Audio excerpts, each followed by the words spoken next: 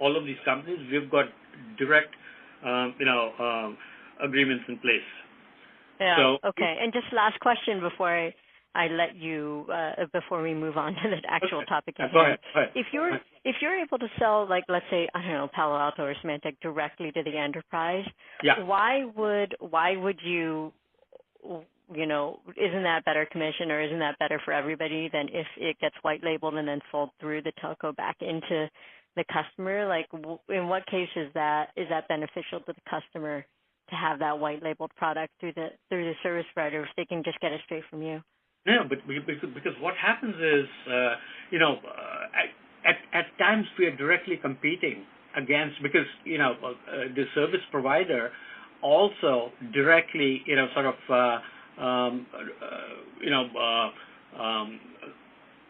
proposes for the particular deal, right? So in this instance, we are competing directly against the service provider.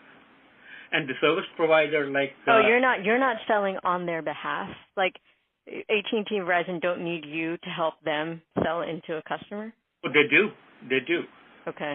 But many times what happens is, there's kind of a channel conflict taking place between the direct sales reps at the service provider markets, companies, and the channel sales, people.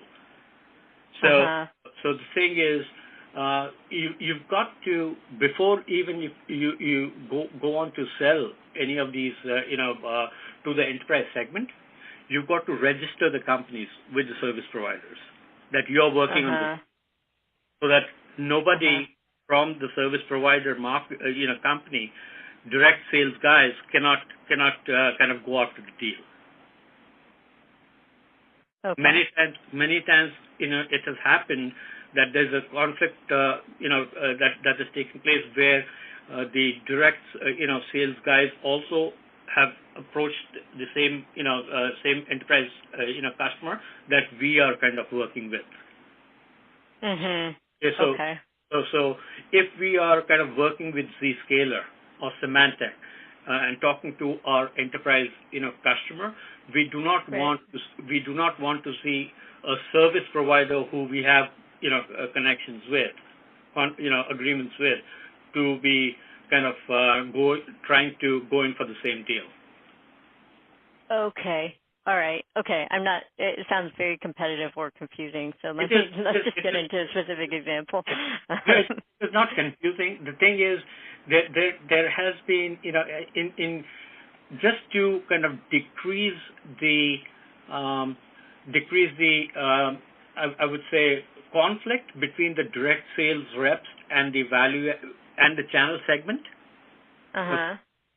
The companies like Verizon or AT&T would let their direct sales reps know that you are not supposed to be kind of going after this deal because our channel guy is working this deal. And then it all depends whether we would directly go with Zscaler, let the end user sign the contract with Zscaler and we get the commission, or we involve Verizon or AT&T or NTT or BT to work with them and take the commission from NTT or BT or whoever. Okay, but in what instances would you want to work with the service providers and split the commission? It depends, because if it is a service provider whom we have got substantial business with, not only in the security side, but if we have got agreements in place, if we have sold undersea cables, SD-WAN networks, or DI, direct internet access services, or any other services that the service provider has to that particular company, then we would obviously want to give this particular deal also in terms of secure web gateways, whatever, to the service provider, okay, and kind of increase our the total spend